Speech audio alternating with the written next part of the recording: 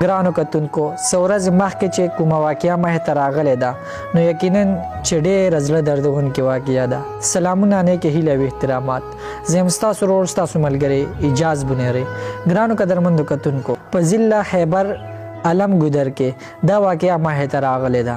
کتونکو ماشوم د کور ښکلا ده. کله چې دا ښکلا د کور نه لرې شي نو هغه کور پیکه پیکه شي.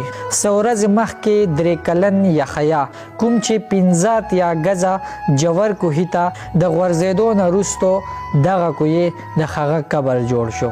دا ماشوم دې کوهي ته سر د لاندې غورځېدلی و.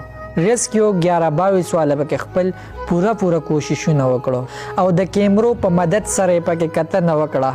خو دغه کوهي تقریبا 12 انچه تنګ کوهی دی او دې کوهي ته څوک کوزېدی هم نشو. نو ریسکیو 11-22 والا هم د ماشوم پر راوباسلو کې ناکام پاتې شول. د دې نه وروسته یې پکې د کوهیانو ماهرین هم راووتل. هغوی هم خپل پوره کوششونه وکړو خو هغوی هم په خپل کوششونو کې ناکام پاتې شول او د دې ماشوم د کوهي نه راویستل بالکل ناممکن و.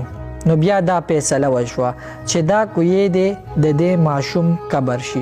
نو خاورې یې پرې انبار کړې. په تاریخ کې د ټولو نه جوور قبر چې دی نو هغه دا شو ځکه چې 15 یا غزه جوور و. نو ګرانو کتونکو د حکومت او ریاست دا ذمہواری ده هر کور او هر محلې ته اوبه ورسوي. حکومت له پکار ده چې قبایلي او غریزو علاقو ته هم توجه ورکړي چې آینده دپاره داسې قسمه واقعه بیا رانشي.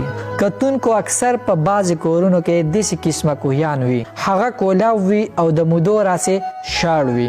داسې کوهیان بندول پکار دي خو د استعمال وي نو د پاسه پیسه ډکن کې ښودل پکار وي چې آینده داسې قسمه واقعه مخې ته رانشي.